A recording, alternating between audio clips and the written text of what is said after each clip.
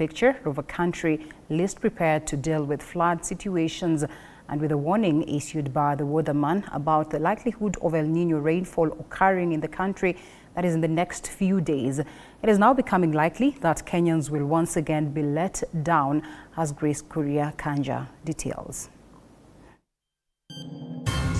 October, November, December 2023, it is expected that most parts of the country will experience enhanced, that is, above average rainfall. This will be driven by warmer than average sea surface temperatures over the central and eastern equatorial Pacific Ocean, indicating the presence of El Nino conditions. So we were warned, right?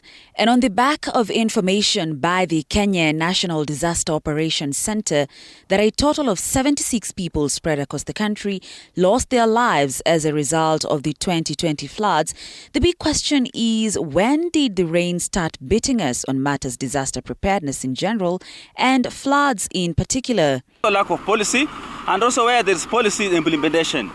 Because there are many countries, they have their disaster acts, but where is the implementation?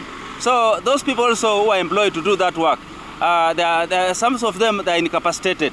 See a 2023 performance audit report of the Auditor General on response to floods in Kenya, which was done as a result of floods occasioned by climate change, revealed, among other things, the inadequacies in flood response and recovery, one of them being lack of early action despite dissemination of early warning information.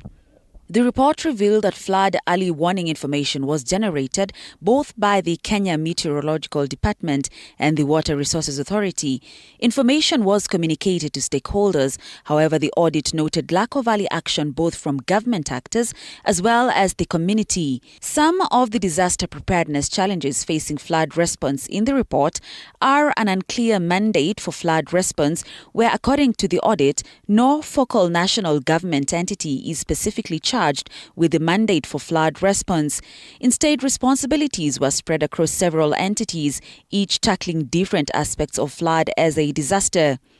Lack of critical laws and policies, where the country did not have a specific legal framework on flood management but relies on available guidance on DRM. The preparedness is a ratio of 0 to 10, maybe a 6, because there's a lot to be done.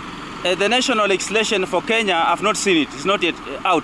The report recommends, among other things, that the National Disaster Risk Management Policy and Law be enacted, as well as the finalization of the development of the National Relief Assistance Policy. Meanwhile, next week I'll be convening the National Emergency Response Committee that I chair, with all government agencies, development partners, the Red Cross, international organizations, and no other stakeholders to discuss our preparedness for the expected El Nino rains. Grace Kanja, TV 47.